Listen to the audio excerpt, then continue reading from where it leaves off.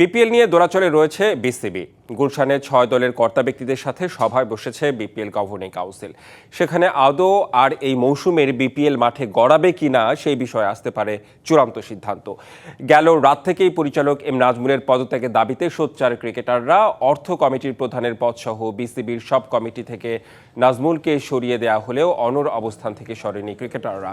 আজ বিপিএল এর ঢাকা পর্ব শুরু হওয়ার কথা থাকলেও দুটো ম্যাচই বয়কট করেছে ক্রিকেটাররা। প্রথমে সাবেক অধিনায়ক তামিম ইকবালকে নিয়ে ফেসবুকে বাজে পোস্টের পর বুধবার ক্রিকেটারদের নিয়ে আপত্তিকর মন্তব্য করে বিপাকে পড়েন বিসিবি পরিচালক এম নাজমুল।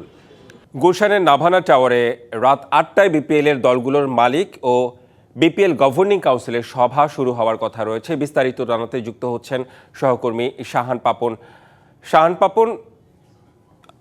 আপনার কাছে কয়েকটি বিষয়ে জানতে চাইব। সেটা হচ্ছে ফ্র্যাঞ্চাইজিগুলোর মালিক এবং যারা বিসিবি কর্মকর্তারা আছে, মানে বৈঠক শুরু হয়েছে কিনা, সামগ্রিকভাবে কি মনে হচ্ছে বিপিএল কি আদৌ করাবে মাঠে?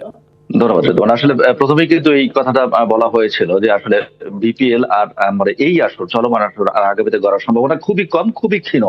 এবং সেখান থেকেই আসলে বিপিএল গভর্নিং কাউন্সিলের সদস্য সচিব তিনি আমাকে জানিয়েছিলেন সেটা হচ্ছে যে রাত 8টায় কর্তাদের সাথে, অর্থাৎ ফ্র্যাঞ্চাইজি কর্তাদের সাথে তিনি বসবেন এবং তারপরে আসলে চূড়ান্ত সিদ্ধান্ত নেবেন। তবে তার পাশাপাশি আরো একটু কথা বলেছেন, যেহেতু ক্রিকেটাররা আসলে তাদের জন্য সব রকমের চেষ্টা করা সত্ত্বেও বিসিবি সব রকমের চেষ্টা করেছে এবং যে ব্যক্তিকে দিয়ে এই ঘটনা, সেই ব্যক্তিকে সব রকমের দায়িত্ব থেকে অব্যাহতি দেওয়া হয়েছে এবং তারপরেও ক্রিকেটারদের মন গলেনি, তারা আসলে ক্রিকেটের জন্য মাঠে ফিরে যায়নি। সুতরাং তাদের সেই অনড় অবস্থান থেকে বিসিবি আসলে একটা সিদ্ধান্ত নিতে যাচ্ছে সম্ভবত। তিনি সম্ভবত কথাটা উল্লেখ করেছেন যে আসলে বিপিএল বোধহয় এখানেই আসলে স্থগিত করতে হচ্ছে তাদের, এবং সেটা যদি হয় তাহলে অনির্দিষ্টকালের জন্য স্থগিত করতে হবে। এখনো যদিও আমি রয়েছি সেখানে, অর্থাৎ বিসিবির গুলশান যে কার্যালয়টা আছে সেখানে আছি, সেখানে কিন্তু এখনো পর্যন্ত বিসিবি কিংবা ফ্র্যাঞ্চাইজি কর্তা কেউ এসে পৌঁছায়নি। অর্থাৎ যে মিটিংটা 8টায় বসার কথা ছিল সেই মিটিংটা এখনো পর্যন্ত বসেনি, এবং সেই মিটিংটা বসার পরে আসলে জানা যাবে যে বিপিএল এর ভাগ্য এবার আসলে কোথায় গড়িয়েছে। পাশাপাশি আরো একটু কথা বলতে চাই, এই যে ক্রিকেটাররা ক্রিকেটে অংশ নিলেন না এবং একই সাথে বিসিবি তাদের যে পরিচালকটা, সেই পরিচালকের বিরুদ্ধে ব্যবস্থা নিতেও কিছুটা আসলে দেরি করলেন। ওদিকে মিরপুরে আসলে ক্রিকেট ভক্ত এবং আইন শৃঙ্খলা রক্ষাকারী বাহিনীর সাথে যে ধাওয়া পাল্টা ধাওয়া, এই বিষয়গুলোর মধ্যে দিয়ে আসলে কে কি বার্তা দিতে চাইলো, বিসিবি আসলে কি বার্তা দিতে চাইলো কিংবা ক্রিকেটাররা আসলে কি বার্তা দিতে চাইলো, মাঝখান থেকে আসলে ক্ষতিগ্রস্ত কারা হলো,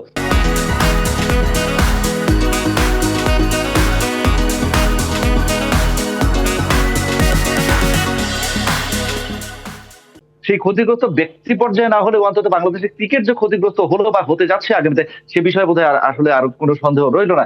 তারপরেও আসলে যে কথাটা থেকে যায় সেটা হচ্ছে যে আজকে যে ম্যাচগুলো পরিত্যক্ত হলো, সেই ম্যাচগুলো আসলে কবে গড়াবে, যদি বিপিএল গড়ায় আর কি মাঠে, যদিও গুঞ্জনটা রয়েই গেছে এবং সেই জোরালো গুঞ্জনটা বিপিএল আর মাঠে গড়াবে না অন্তত এই আসলে, সেখান থেকে আসলে বলা যায় যে আসলে ক্ষতিগ্রস্ত কারা হলো এবং সেই ক্ষতির পরিমাণ কত সেগুলো নির্ণয় করতে গেলে হয়তো অনেক গভীরেই যেতে হবে। তারপরে যেটা বলা যায় যে এই যে ক্রিকেটাররা আসলে তারা যে সিদ্ধান্তটা নিলেন তারা আর মাঠে ফিরবে না, এতগুলো ক্রিকেটার, বাংলাদেশি এতগুলো ক্রিকেটার রয়েছে, সেই ক্রিকেটারদের আসলে ভবিষ্যৎ কি। তারপরেও আরো একটি পর্ব রয়েছে, সেটা হচ্ছে ঘরোয়া ক্রিকেট, তৃণমূল পর্যায়ের ক্রিকেট, যেখানে প্রায় 1400-র মতো ক্রিকেটার অংশ নিয়ে থাকে। সেই ক্রিকেটারদের আসলে ভাগ্য কি করবে, কেননা প্রথম বিভাগ, দ্বিতীয় বিভাগ এই ক্রিকেট গুলো কিন্তু মাঠে গড়ায়নি। সেই আলোচনাগুলো আসলে এসেছে। সর্বোপরি যে কথাটা ক্রিকেটাররা বারবার বলার চেষ্টা করেছেন সেটা হচ্ছে যে এই নাজমুল ইসলাম যখন প্রথমেই এই ধরনের মানে কথাবার্তা বলা শুরু করেছিলেন, তখনই তাকে আসলে থামানো উচিত ছিল, কেন তারা আসলে থামায়নি। নিশ্চয়ই শাহান পাপন, আপনি সেখানে থাকুন। বৈঠক নিশ্চয়ই শুরু হবে, বৈঠক শেষে কি সিদ্ধান্ত আসে সেই সব তথ্য নিশ্চয়ই আপনার কাছ থেকে আমরা জেনে নেব। ধন্যবাদ আপনাকে।